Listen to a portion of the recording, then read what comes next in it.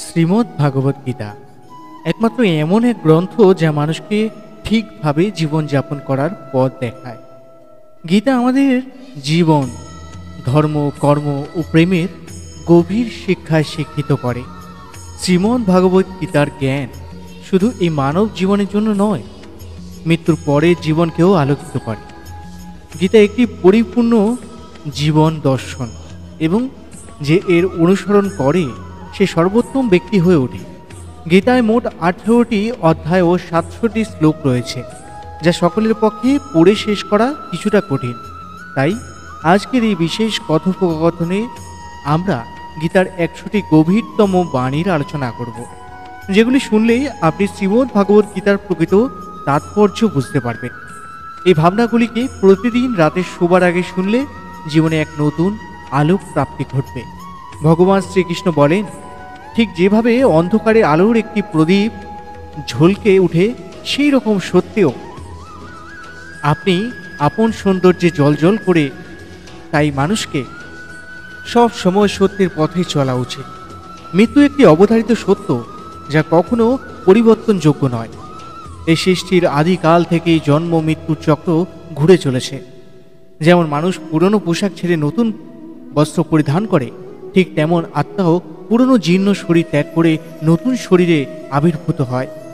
এই প্রকৃতির নিয়ম মেনে ভয়হীনভাবে বর্তমানকে গ্রহণ করাই শ্রেয়।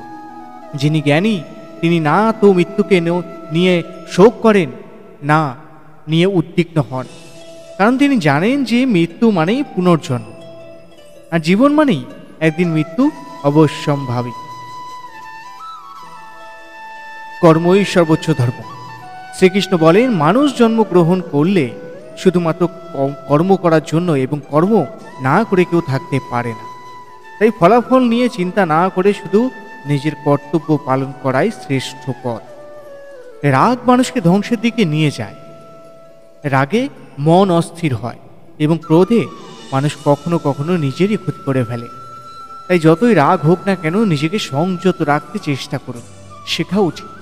আর যেটা তোমার কাছে কাল সেটা অন্য কারো হবে, আর পরশু আরেকজনের হবে।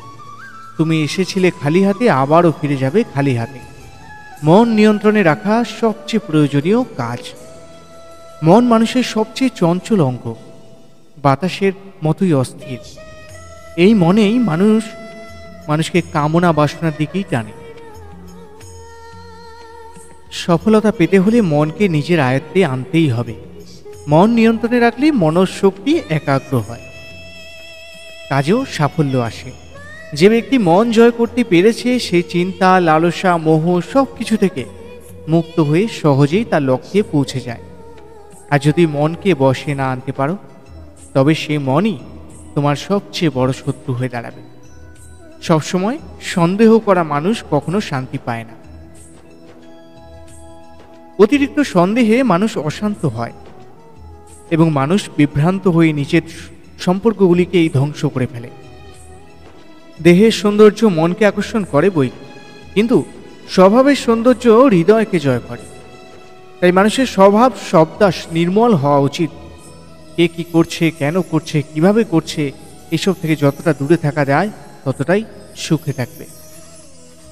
জীবনে আমরা কতটা ঠিক বা কতটা ভুল তা মাত্র দুজন জানে, একজন পরমাত্মা, একজন অপরজন আত্মা। শ্রীকৃষ্ণ বলেন, যার ভিতরে জ্ঞানের অভাব ও ঈশ্বরের বিশ্বাস নেই, সে কখনো জীবনে সুখ সাফল্য লাভ করতে পারে না। মোহই সকল দুঃখের মূল। মানুষ যত বেশি মোহে আবদ্ধ হবে, তত বেশি দুঃখ পাবে। অতীতের জন্য অনুশোচনা আর ভবিষ্যতের জন্য উদ্বেগ কোনো সমস্যার সমাধান নয়। বর্তমানকে উপভোগ করাই প্রকৃত সুখ। যে তোমার পাশে থাকে আর পাশে থাকো, তার সঙ্গে পাশে থেকো। আর যে তোমাকে প্রতারণা করে তাকে ত্যাগ করো। যেখানে তোমার সম্মান নেই সেখানে কখনো যেও না, কারণ তাতে মানুষ তোমাকে দুর্বল ও বোকা মনে করবে। যেমন যেখানে বৃষ্টি হয় না সেখানে ফসল জন্ম নেয় না। যেখানে সংস্কার নেই সেখানে বংশ নষ্ট হয়ে যায়। যারা বলে তাদের সময় নেই, আসলে তাদের প্রিয় মানুষদের তালিকায় তুমি নেই। কথা এমন বলো যাতে কখনো ফিরিয়ে নিতে না হয়। নিজের ভিতরে কিছুটা আত্মসম্মান থাকা জরুরি না হলে মানুষ তোমাকে সেই জায়গাতেও চেপে বসে যাবে যেখানে তুমি প্রভাবশালী। যতক্ষণ না তুমি নিজেকে হার মানাও ততক্ষণ এই দুনিয়ার কোনো শক্তি তোমাকে হারাতে পারবে না। দুর্বল তুমি নও, দুর্বল হয় তোমার সময়, আর সময় তো সবারই একদিন বদলে যাবে। তুমি শুধু নিজের কর্ম করে যাও। যে কখনো কষ্ট দেখেনি সে নিজের শক্তি কখনো অনুভব করতে পারে না। যারা অন্যের যন্ত্রণাকে বোঝে, যাদের অন্তরে দয়া আছে, যারা হৃদয় থেকে ভালো, তাদের পুনর্জন্ম হয় না, পুনর্জন্মের প্রয়োজনই হয় না। কাউকে কিছু দেওয়ার আগে, দেওয়ার পর অহংকার করো না। কে জানে তুমি দিচ্ছ না তোমার গত জন্মের ঋণ শোধ করছো। অহংকারী মানুষের বংশ, ঐশ্বর্য, সন্তান তিনটেই একসময় হারিয়ে যায়। বিশ্বাস না হলে রাবণ, কৌরব ও কংসের কাহিনী মনে করো।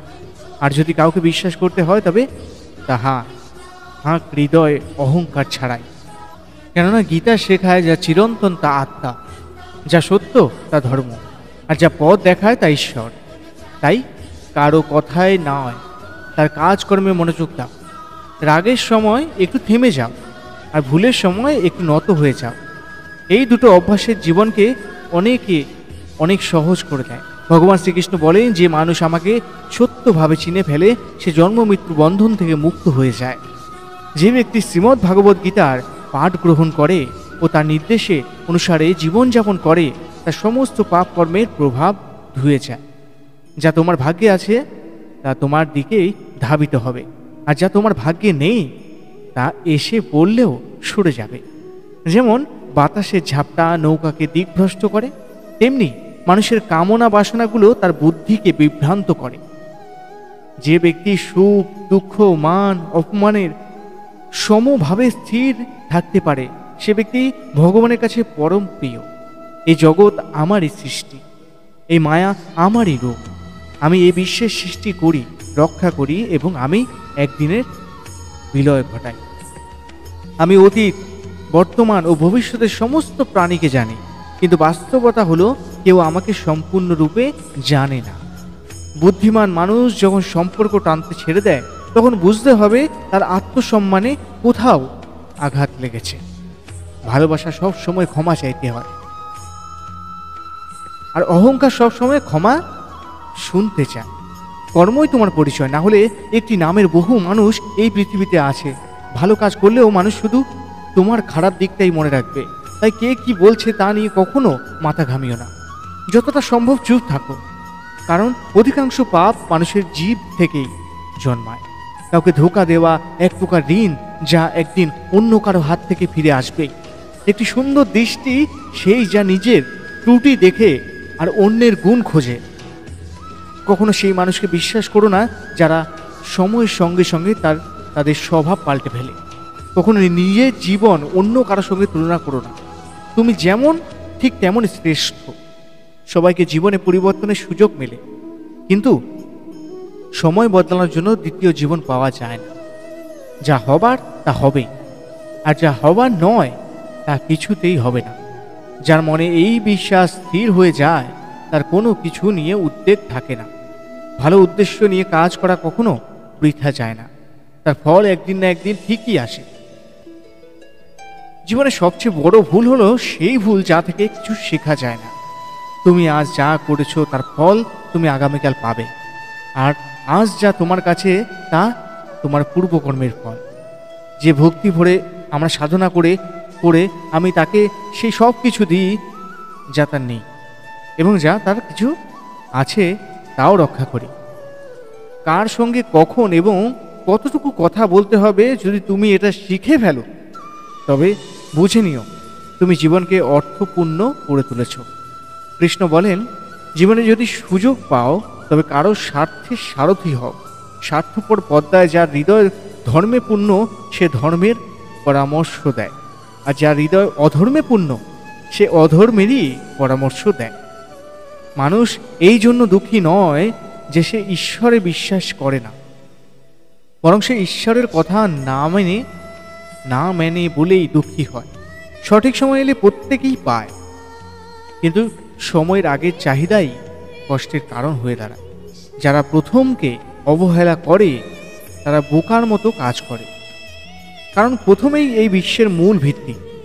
সম্পর্কে নিয়মিত দূরত্ব সম্পর্কে গাঁথে, আর অনিয়মিত দূরত্ব সম্পর্কে ভেঙে দেয়। মানুষ তার বিশ্বাস দিয়ে গড়ে ওঠে, সে যেমন বিশ্বাস করে ঠিক তেমনই সে হয়ে ওঠে। এই জগতে ভাগ্যের চেয়ে বেশি আর সময়ের আগে কেউ কিছু পায় না। জীবনে বাক সঞ্জাম থাকা জরুরি, কারণ বাক্যের আঘাত কোনোদিন শুকায় না। শ্রীকৃষ্ণ বলেন, ধর্মের জন্য যুদ্ধ করতে শেখো, অধর্মার্গের জন্য ভয় নয়, তাকে সময়ের পরিণতিতে পরিণত করো, আর আপনজনদের জন্য ত্যাগ করতে শেখো। সত্য সব সময় জলের উপর তেলের বিন্দুর মতো, যত মিথ্যার জলেই থাকে ঢেকে রাখা যায় না। নমস্কার বন্ধুরা, আজকে ভিডিওটি এই পর্যন্তই। আপনাদের যদি ভিডিওটি ভালো লাগে তাহলে আপনজনদের উদ্দেশ্যে শেয়ার করে দেবেন, যাতে তারা ভিডিও দেখে উপকৃত হয়, জানতে পারে এবং শিখতে পারে এবং শ্রীকৃষ্ণের প্রেম ও পদ্ম লাভ করে। জয় শ্রীকৃষ্ণ, জয় রাধে।